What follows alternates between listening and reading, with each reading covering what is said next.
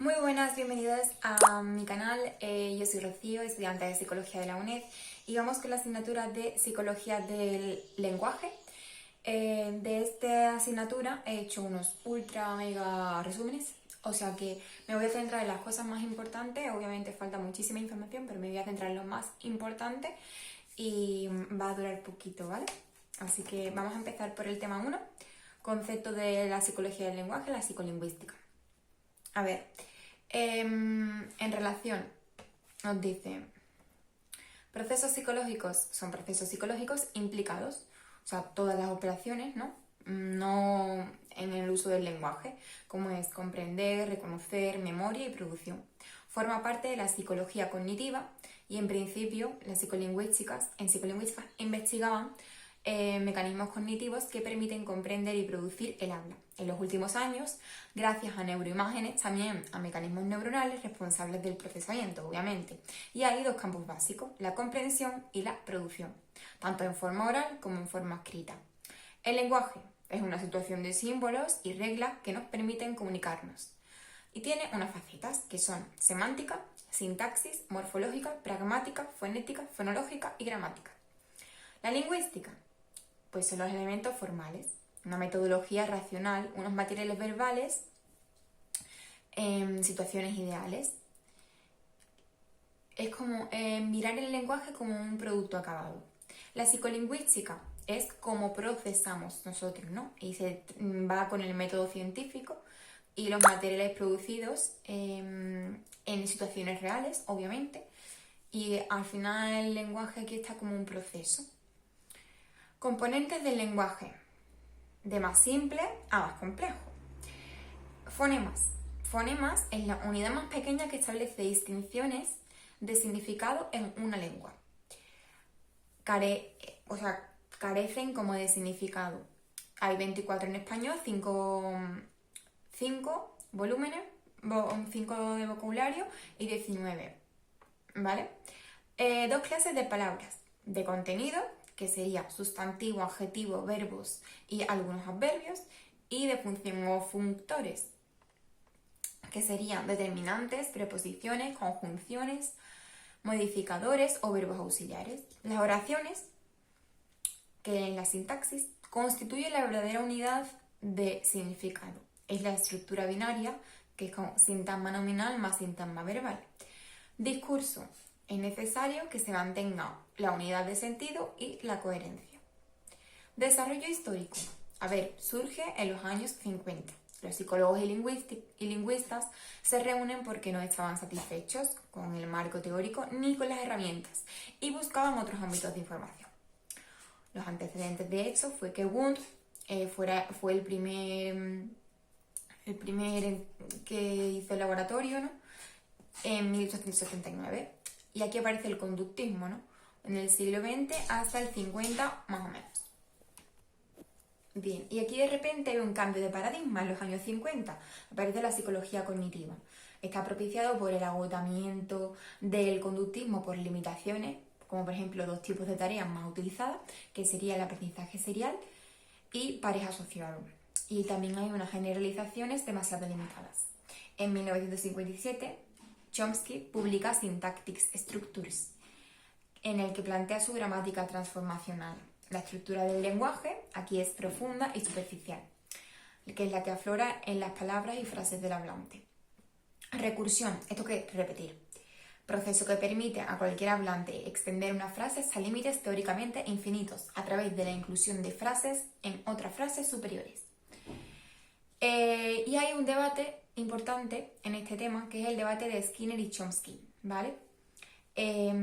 Donde se emplea que el lenguaje es una conducta más y que se aprende por imitación de modelos y por condicionamiento. El lenguaje está como un conjunto de operantes verbales y respuestas del sujeto. Es como un hábito, ¿vale? Sin mecanismo complejo o mental o innato. La conclusión es que gran parte de la crítica se asienta en la enorme creatividad y profundidad del lenguaje. Los primeros pasos en la psicolingüística. Aquí fue en los años 60.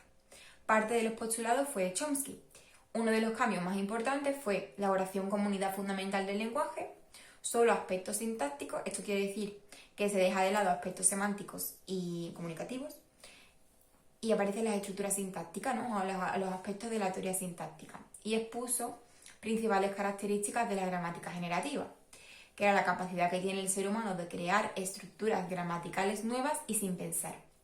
¿Qué es la distinción? En la competencia del hablante, la actuación real, las reglas de la estructura de la frase, reglas transformacionales, reglas morfofonéticas, estructura superficial o estructura profunda. ¿Qué dicen los psicólogos y lingüistas? Pues que comienzan a desarrollar la teoría de la sintaxis de forma autónoma en los 70 y 80. La psicología dice, ¿no?, que, tienen una actuación que es haciendo caso omiso de la competencia. Y la lingüística es la competencia, que principalmente se hace restricciones universales de la gramática sin hacer uso a la actuación. Estudios sobre el papel del contexto y no en la comprensión de Bransford y Johnson, donde aparecen los textos sin sentido con título o dibujo que lo hace comprensible. La palabra aislada, pues el centro de atención de los psicolingüistas. En los 70-80 hubo otro cambio de enfoque en el desarrollo de la psicología cognitiva. Aquí era la mente como un ordenador. Y existen unos modelos conexionistas, el modelo PDP, que es el procesamiento distribuido en paralelo, donde también aparece TRACE, que es el reconocimiento de palabras habladas, donde hay también más técnicas de neuroimagen que surgen intereses en las bases neurológicas del lenguaje. Sistema de procesamiento lingüístico. La psicología cognitiva, esto es mente como sistema de procesamiento de información de entrada, que es sometida a diversas transformaciones en distintas etapas.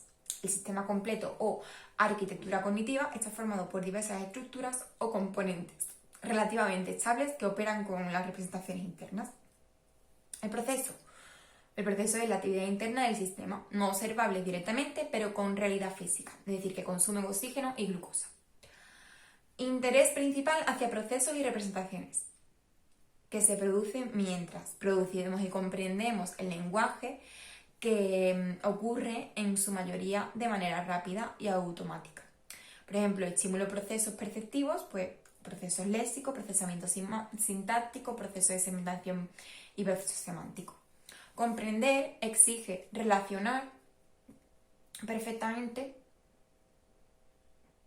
con coherencia basada en procesos pragmáticos, el conocimiento extralingüístico almacenado en la memoria a largo plazo. Cuestiones centrales en la psicología del lenguaje, prácticamente los procesos de arriba abajo y abajo arriba, y el efecto del contexto. Modularidad de Fodor. ¿Esto qué es? Pues un módulo es un tipo de proceso con características particulares de dominio específico que funcionan de modo obligatorio y automático ante estímulo apropiado. Encapsulados ante cualquier otro proceso, rápidos, milisegundos. Autonomía o interacción en los procesos. Pues tenemos el modelo autónomo, que es durante la ejecución interna de la tarea que no se altera por influencias exteriores, no niega la interacción en el producto final. El modelo interactivo funciona en el funcionamiento interno de los componentes cognitivos.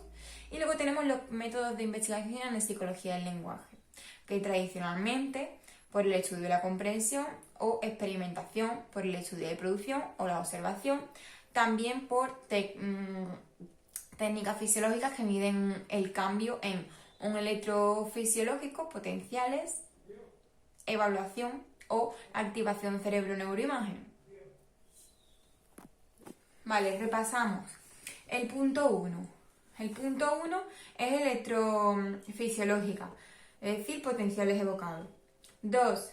Activación cerebro, es decir, neuroimagen. ¿Vale?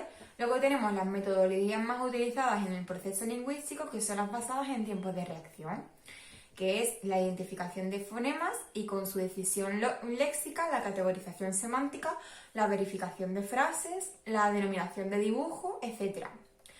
Luego tenemos dos grupos distintos de técnicas. Uno, el tiempo total del proceso, con un ejemplo, una decisión léxica, por ejemplo, en modo visual o auditivo. Y 2, curso temporal del proceso, un ejemplo, pues el seguimiento de movimientos oculares. Ambos casos son muy breves, en este caso pues milisegundos. Y hasta aquí os puedo decir del tema 1, espero que os haya servido, súper cortito como os dije, y nos vemos en el siguiente.